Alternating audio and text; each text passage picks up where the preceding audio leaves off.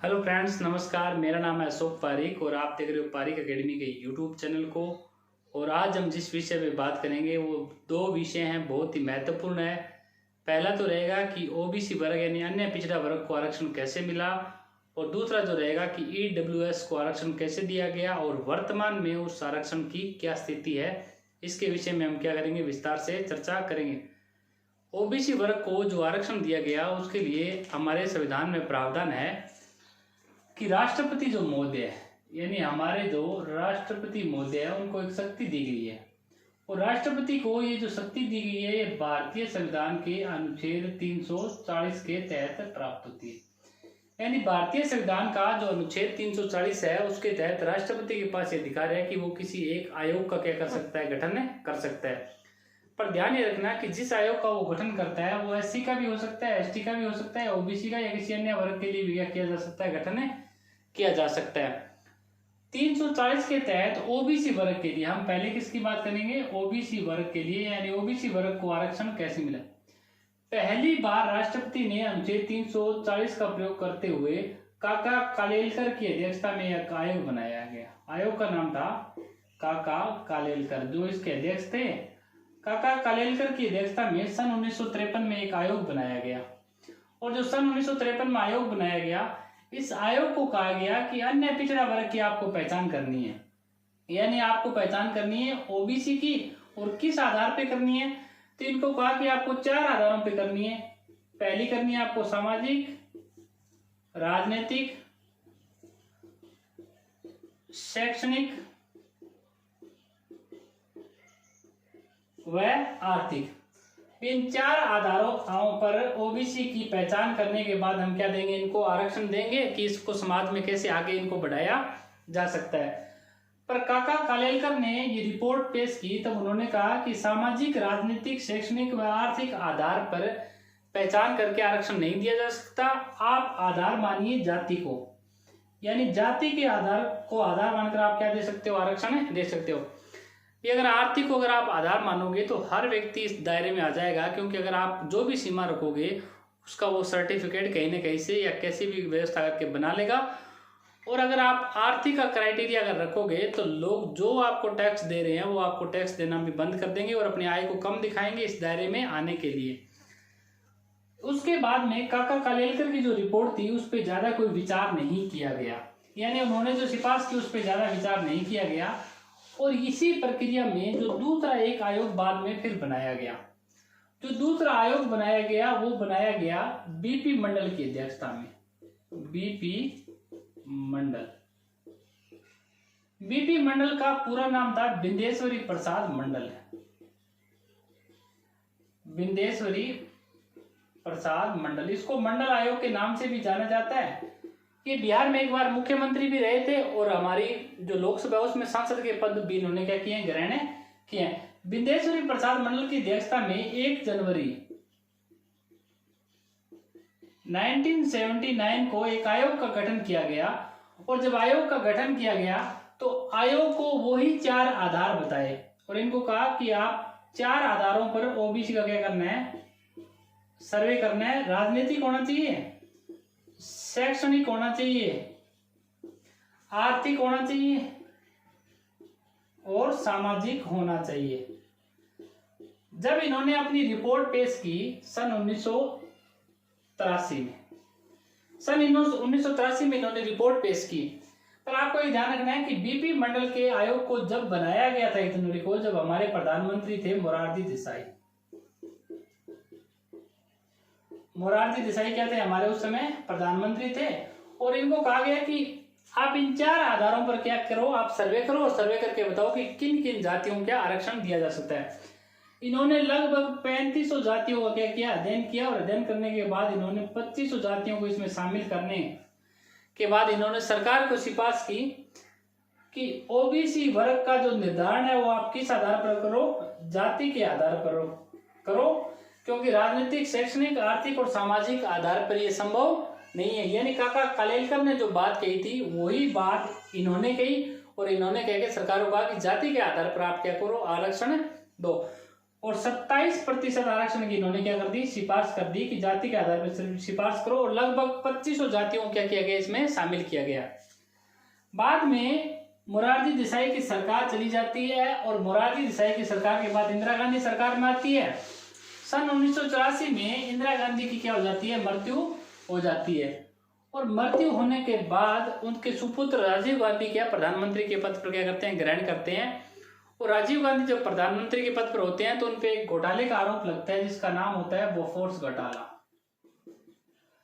ये बोफोर्स घोटाले के आरोप में बाद में इन पे आरोप लगाया जाता है, तो इन्हीं की सरकार में व्यक्ति मंत्री होते हैं जिनका नाम होता है विश्वनाथ प्रताप, यानी वीपी सिंह, जिनको हम कह सकते हैं।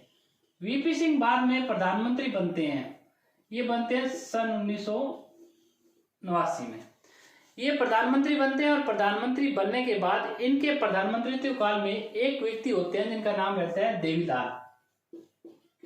देवीलाल हरियाणा से हैं, ये उप प्रधानमंत्री के रूप में क्या करते हैं, यहाँ पर कार्य करते हैं, और दोनों ही पिछड़े वर्ग के नेता कहलाते हैं, यानी ओबीसी वर्ग के क्या कहलाते हैं, नेता कहलाते हैं। और ये कहते हैं कि ओबीसी का नेतृत्व हम करते हैं, और वीपी सिंह कहते हैं हम करते हैं, और दोनों में बात क्या हो जाती है, ठन जाती है। तो देवीलाल क्या करते हैं, सन 1990 में क्या करते हैं, एक दिल्ली में रैली का आयोजन करते हैं, और रैली का जो आयोजन है वो 14 अगस्त को करने का इनका क्या रहता है, प्लान है। 14 या 15 अगस्त को प्लान रहता है। तो वीपी सिंह क्या करते हैं कि इनकी रैली को हवा निकालने के लिए या रैली को कमजोर करने के लिए जो बीपी मंडल ने जो सिफारिश की थी, यानी 27% आरक्षण देने की, उस सिफारिश को इन्होंने 13 अगस्त 1990 को क्या कर दिया, लागू कर दिया। यानी 13 अगस्त 1990 को वीपी सिंह, जो हमारे प्रधानमंत्री थे, विश्वनाथ प्रताप सिंह इनका पूरा नाम था, इन्होंने 13 अगस्त 1990 को घोषणा कर दी कि हम जो बीपी मंडल ने जो भी हमको सिफारिश दी है उस सिफारिश को हम क्या करते हैं, लागू करते हैं। यानी ओबीसी वर्ग को क्या दे दिया जाता है, 27% आरक्षण दे दिया जाता है। यानी ओबीसी को जो आरक्षण है वो 13 अगस्त 1990 को क्या किया गया, दिया गया। उससे पहले ओबीसी वर्ग के पास आरक्षण नहीं था। जब ओबीसी वर्ग को 27% आरक्षण की घोषणा होगी तब देवीलाल की रैली तो हुई, पर उतनी संख्या में जितने लोग आने थे उतने लोग नहीं आए पाए, क्योंकि वीपी सिंह को कुछ ओबीसी वाले खुश हुए, कुछ इनकी तरफ चले गए, कुछ लोग इनकी तरफ चले गए। पर जब ये आरक्षण दिया गया तो देश भर में आंदोलन हुआ, क्योंकि वीपी सिंह की सरकार थी और कांग्रेस और भारतीय जनता पार्टी दोनों इसके खिलाफ थे। और जगह जगह जितनी भी स्टूडेंट विंग थी, वो जैसे एबीवीपी है या कांग्रेस का जो यूथ संगठन है, उन्होंने जगह जगह आंदोलन किया, और लगभग 50 से 60 लड़के ऐसे थे जिन्होंने अपने तेल शरीर के ऊपर पेट्रोल डालकर क्या आग लगा ली। और इसकी शुरुआत दिल्ली विश्वविद्यालय से हुई, जो एक गोस्वामी कोई लड़का था उसने अपने शरीर को आग लगाई, और बाद में आंदोलन धीरे धीरे भड़कता गया। पर वीपी सिंह इससे पीछे नहीं हटे। उसके बाद में क्या हुआ कि इंदिरा साहनी इस मामले को लेकर, यानी जो आरक्षण दिया गया था 27%, उसको इंदिरा साहनी कोर्ट में लेकर चली गई। तो मामला बना इंदिरा साहनी वर्सेस भारत संघ। काफी फेमस मामला है, आपको याद रखना है, सन 1993 का मामला। इंदिरा साहनी की जाति के आधार पर आरक्षण नहीं दिया जा सकता, क्योंकि भारतीय संविधान में जो आरक्षण देने का प्रावधान है वो सामाजिक आधार है। मैं आपको पहले ही बता देता हूं कि हमारे जो आरक्षण दिया गया है SC ST या OBC को, उसका नौकरी से कोई लेना देना नहीं है। हमारे संविधान में आरक्षण जो दिया गया है वो सामाजिक आधार पर दिया गया है, यानी समाज में किसका स्टेटस ऊंचा बड़ा है उसको आरक्षण नहीं मिलेगा। समाज में जिसका स्टेटस नीचा है उसको क्या दिया जाएगा, आरक्षण नहीं। यानी समाज में जिसकी स्थिति कमजोर है या जिसके साथ भेदभाव ज्यादा होता है उसको आरक्षण दिया जाता है।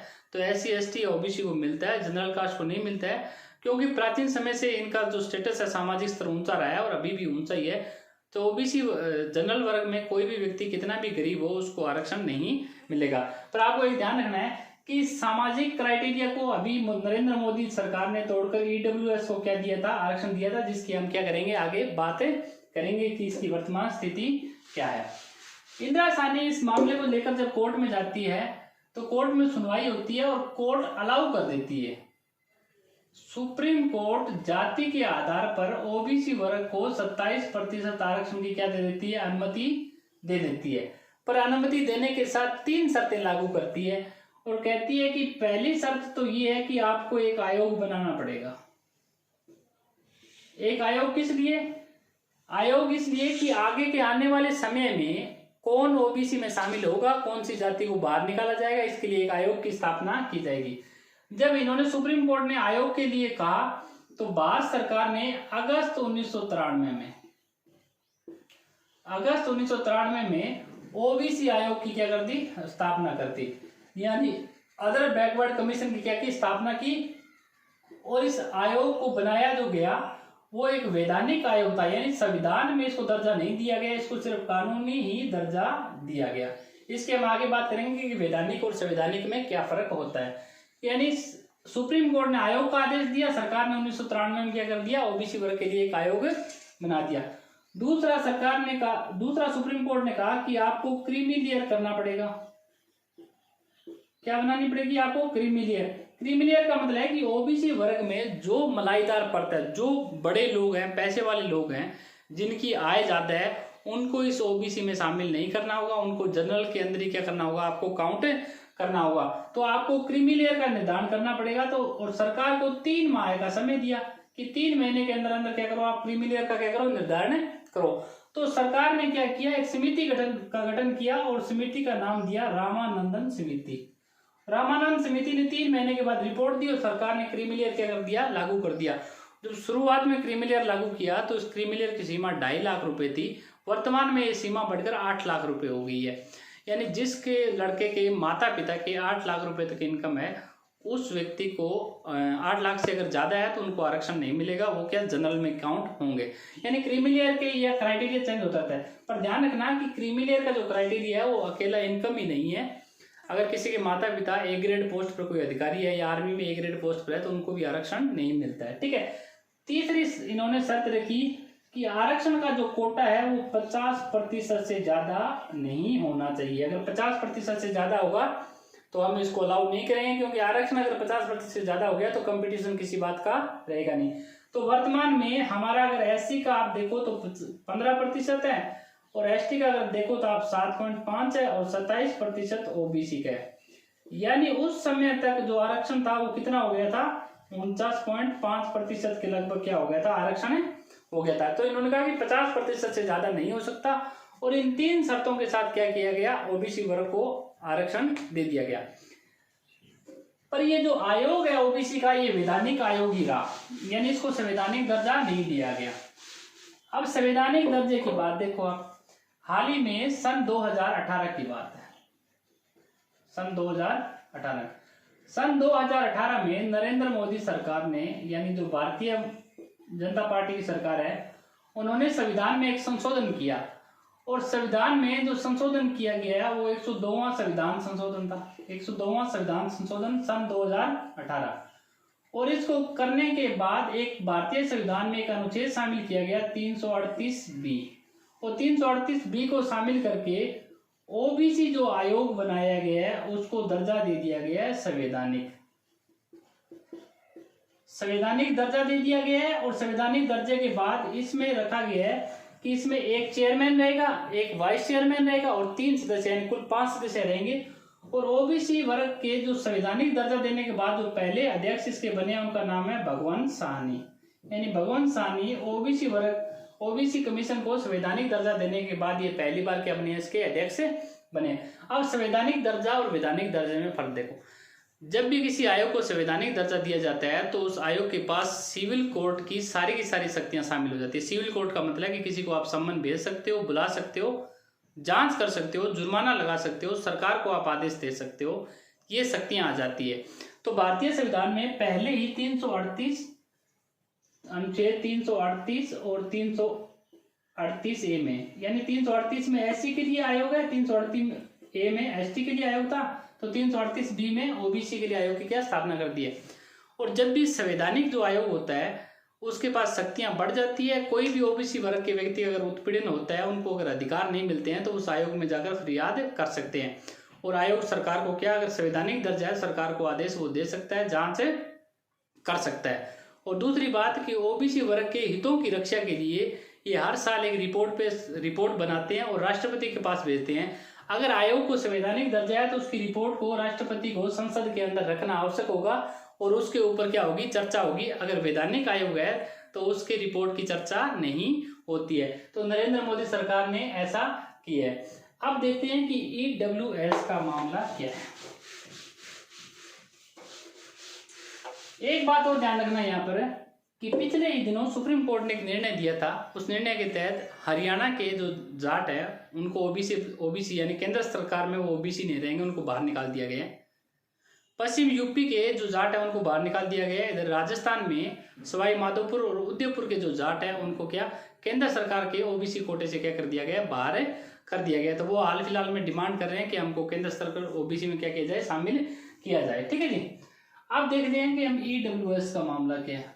ईडब्ल्यूएस का मतलब है कि इकोनॉमिकली वीकर सेक्शन, यानी आर्थिक रूप से कमजोर वर्ग। देखो भारतीय संविधान में आर्थिक रूप से कमजोर वर्ग के लिए आरक्षण का कोई भी प्रावधान नहीं है। जब ओबीसी वर्ग को 27% आरक्षण दिया गया था उस समय नरसिम्हा राव सरकार ने ईडब्ल्यूएस को उस समय 10% आरक्षण दिया था, जिसको भारत की सुप्रीम कोर्ट ने क्या कर दिया था, रद्द कर दिया था। अब आप देखो कि नरेंद्र मोदी सरकार ने भारतीय संविधान में 103वां संविधान संशोधन किया सन 2019 में। इसको क्या किया, लागू किया फरवरी के महीने में। और लागू करने के बाद ईडब्ल्यूएस को यानी आर्थिक रूप से कमजोर वर्ग को आरक्षण दे दिया गया, कितना, 10%। और ये 10% आरक्षण कहाँ दिया गया है? 10% आरक्षण एक तो भारतीय संविधान के अनुच्छेद 15 में दिया गया है और दूसरा दिया गया है अनुच्छेद 16 में। अनुच्छेद 15 का मतलब है कि अनुच्छेद 15 से शिक्षण संस्थाओं में प्रवेश के लिए आरक्षण मिलता है, तो ये यहाँ से अनुच्छेद 15 में एक प्रावधान किया गया है। और अनुच्छेद 16 में नौकरियों में क्या मिलता है, आरक्षण मिलता है। अब देखो ईडब्ल्यूएस में शामिल कौन होता है? ईडब्ल्यूएस में वही वर्ग शामिल होगा जिसको पहले से आरक्षण नहीं मिला हुआ है।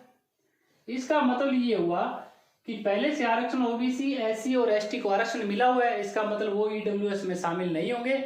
तो सीधी सीधी बात यह है कि जनरल वर्ग को ये आरक्षण दिया गया है 10%। और ये ध्यान रखना कि ईडब्ल्यूएस को जो आरक्षण दिया गया है इसके लिए क्राइटेरिया रखा गया है कि 5 एकड़ से अधिक आपके पास भूमि नहीं होनी चाहिए, कोई नगर पालिका वहां पर आपकी जमीन नहीं होनी चाहिए, और 8 लाख रुपए से ऊपर की क्या इनकम नहीं होना चाहिए। कोई एक आप क्राइटेरिया को मानते हो तो आप ईडब्ल्यूएस वर्ग में क्या होंगे, शामिल होंगे। पर ये जो मामला है ईडब्ल्यूएस वाला, ये सुप्रीम कोर्ट में चला गया मामला। ये मामला कहाँ चला गया? सुप्रीम कोर्ट में चला गया। क्योंकि सुप्रीम कोर्ट ने जब इंदिरा साहनी का जो मामला था यानी ओबीसी आरक्षण का जब मामला था, तब उन्होंने कहा था कि आरक्षण 50% से क्या नहीं होना चाहिए, ज्यादा नहीं होना चाहिए। जबकि वर्तमान में अगर हम ओबीसी वर्ग का, एससी वर्ग का और एसटी वर्ग का और जनरल वर्ग का अगर पूरा मिलाएं तो 59.5% क्या हो जाता है, आरक्षण हो जाता है। यानी सुप्रीम कोर्ट ने जो इंदिरा साहनी के मामले में 1993 में जो निर्णय दिया था उसका ये क्या उल्लंघन है। और अभी सुप्रीम कोर्ट में सुनवाई चल रही है कि आरक्षण रहेगा या नहीं रहेगा, ये डिपेंड करता है। क्योंकि मोदी सरकार तो चुनाव से पहले 2 चीजें लेके आई, एक ओबीसी आयोग को संवैधानिक दर्जा दिया 102वें संविधान संशोधन के द्वारा, और एक ईडब्ल्यूएस को क्या 10% आरक्षण दिया, दोनों वर्गों को खुश किया और आराम से बहुमत के साथ क्या सत्ता में आए। अब ये आरक्षण रहेगा या नहीं रहेगा ये आगे की बात है, क्योंकि पहले एक बार ईडब्ल्यूएस का आरक्षण क्या हो चुका है, समाप्त हो चुका है। तो ये थी ओबीसी वर्ग को कैसे आरक्षण मिला और ईडब्ल्यूएस को कैसे आरक्षण दिया गया है। और ये ध्यान ये रखना है कि इन दोनों में से कभी कभार क्वेश्चन क्या पूछा जाता है किसी भी एग्जाम में, और ये सामान्य नॉलेज के लिए भी आपको पता होना चाहिए कि ओबीसी वर्ग को कैसे आरक्षण मिला था। तो होप आपको ये वीडियो पसंद आया होगा। अगर पसंद आया हो तो पारीक अकेडमी के यूट्यूब चैनल को लाइक कीजिए, शेयर कीजिए, सब्सक्राइब कीजिए। धन्यवाद।